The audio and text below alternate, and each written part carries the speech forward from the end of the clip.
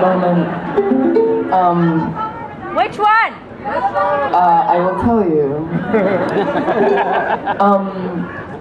So, besides the exciting fraughtness of me coming to play to Tel Aviv and getting repeatedly yelled at by a bunch of people, I've also been getting yelled at recently. It's such an exciting life. I've been getting yelled at, but also patted on the back, and actually the best thing, starting a larger discussion about Sinead O'Connor and Miley Cyrus.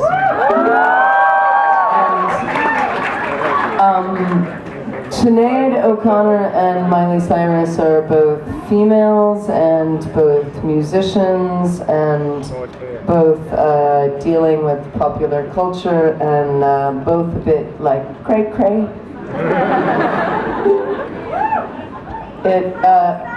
Who's Miley Cyrus?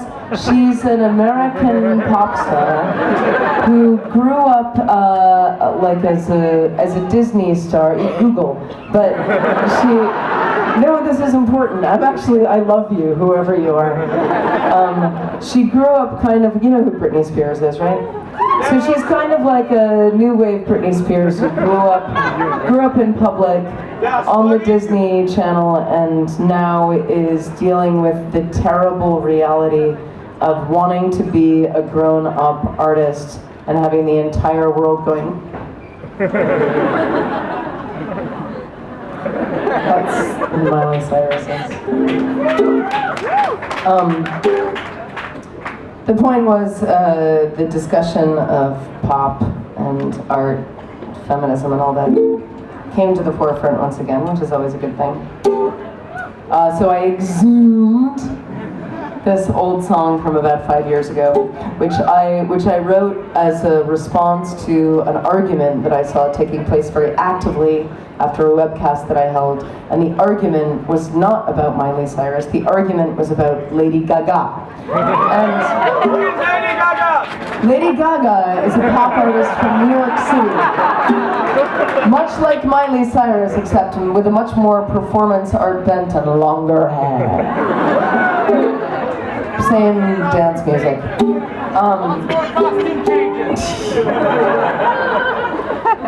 There were those who were like, Lady Gaga is evil. She is technically coming from a performance art background, but she is making soulless pop music.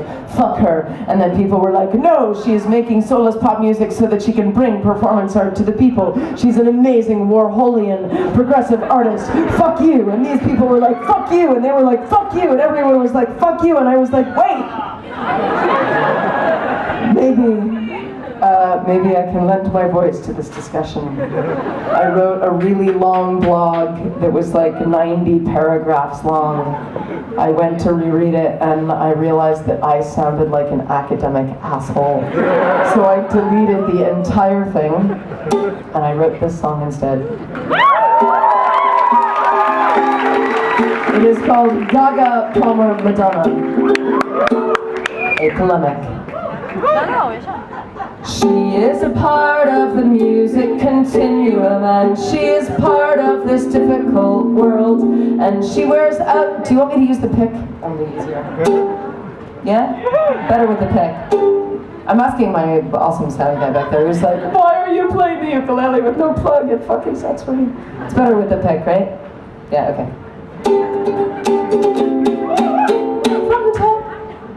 She is a part of the music continuum and she is part of this difficult world and she wears outfits made of aluminium. She is a 23, she is a 23, she is a 23 and a half-year-old girl. I am part of the music continuum and I am part of this difficult world and I'm often naked and play the accordion. I am a 33, I am a 33, I am a 33 and a half-year-old girl. She is part of the music continuum and also part of this difficult world. And she was the first one to often have no clothes on. She is not 53, she's only 50, but I used her anyway, cause she fits well in this song. Art is great that way, you can do anything. You can make make pop music, you can paint ducks. But if you're a pop artist and you're a woman, then it's much more likely that people will say your art sucks. Making pop music isn't for everyone. Actually, that's bullshit, it technically is. That's why it's pop music now. I've confused myself. I'm gonna start a new verse and I'll say it like this.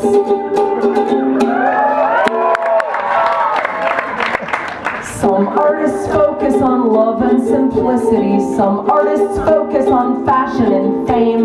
Then sometimes some artists try to do everything, which is impossible. I think those people are brave. Art is simple, just ask Andy Warhol.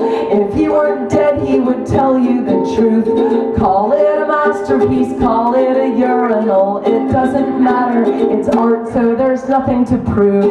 I'm not sure what the point of this song is. And I know this song doesn't actually have to have any point at all, even good rhymes in it, like Lady Gaga and also Rihanna. I'm just trying to entertain people, make a living and pay my rent without having to have a job I hate, and hopefully find an audience that will love and accept me and not think I'm a narcissist for wanting to be a performer, and find true inner peace, and that's it.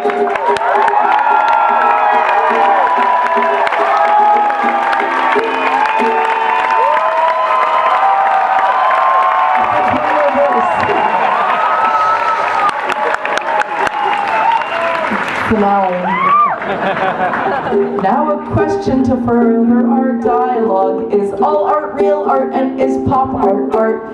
And if someone talented wants to make pop music, why should we worry when there's so much other shit wrong?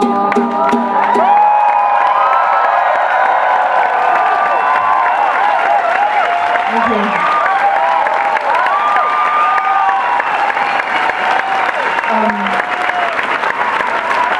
Thank you. So, speaking of the music continuum and an amazing women artists, I thought I would bring a guest onto the stage. Please welcome to the stage, Rihanna! No, just kidding, she's gone back to her private jet. Much more exciting. Please invite Yehud back to the stage.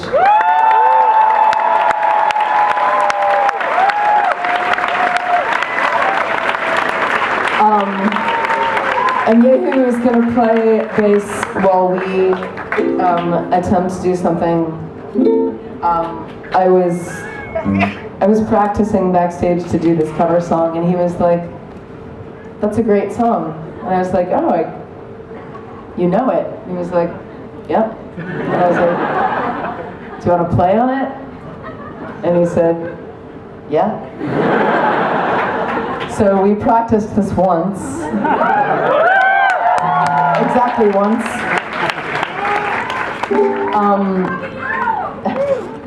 This guy is awesome. Can you give him a hand?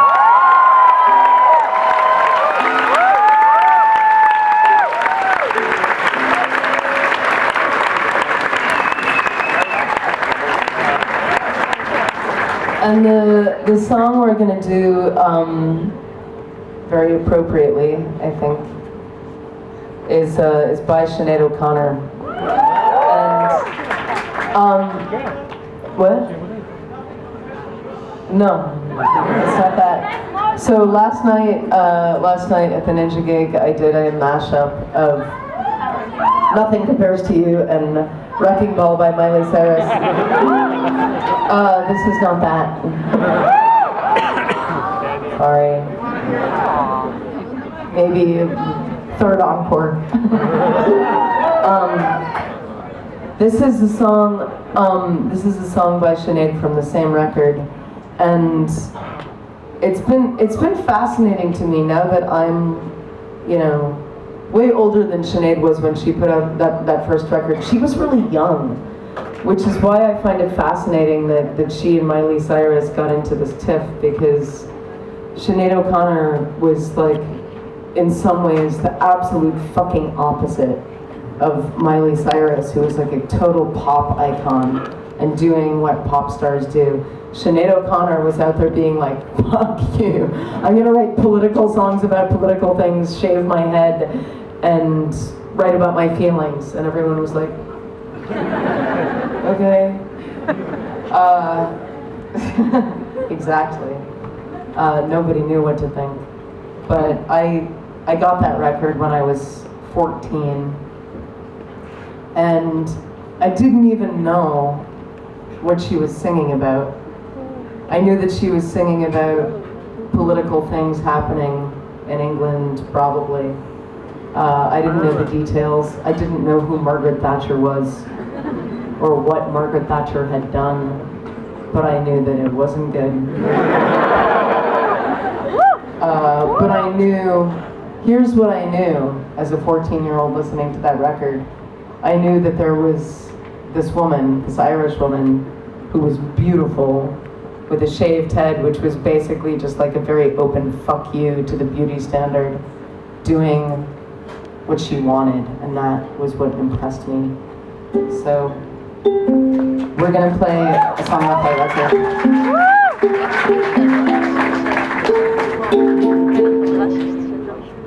Can I get a G from you? That's pretty good.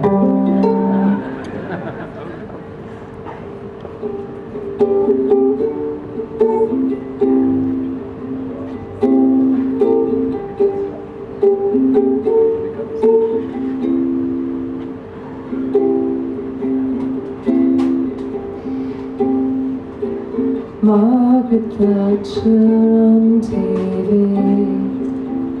shocked by the deaths that took place in Beijing.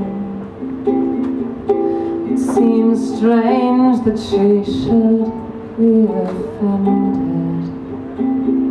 The same orders are given by her.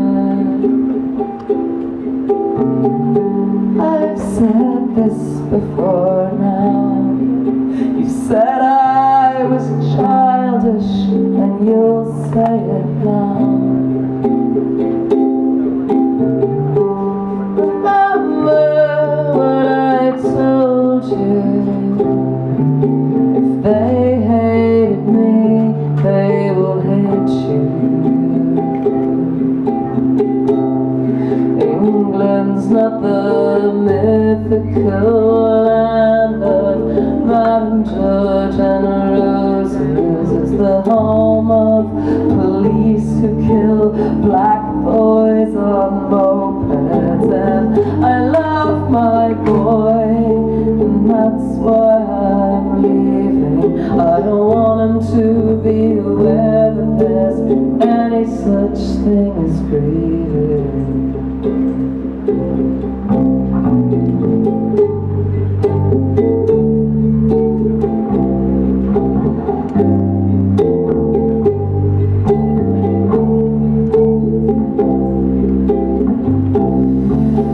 Young mother down at Smithfield, 5 a.m. looking for food for her kids.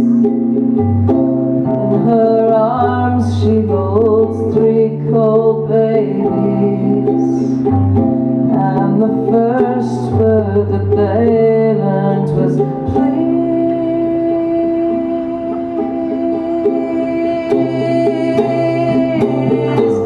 These are dangerous days.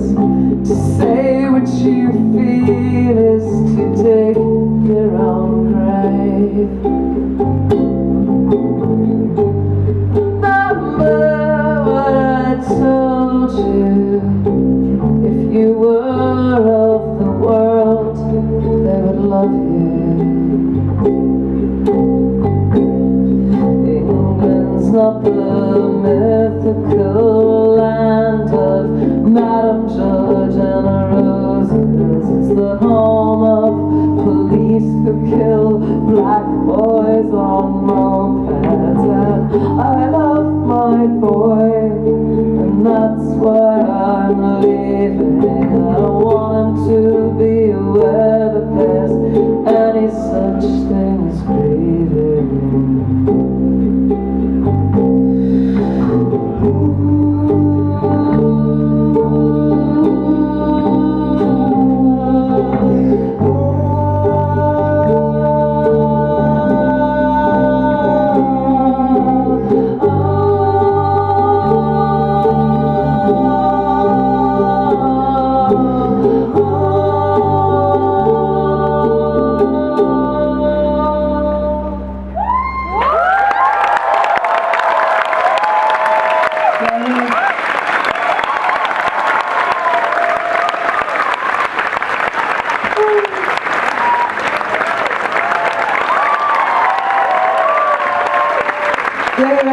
And so Ilya is selling CDs tonight, so support him as he is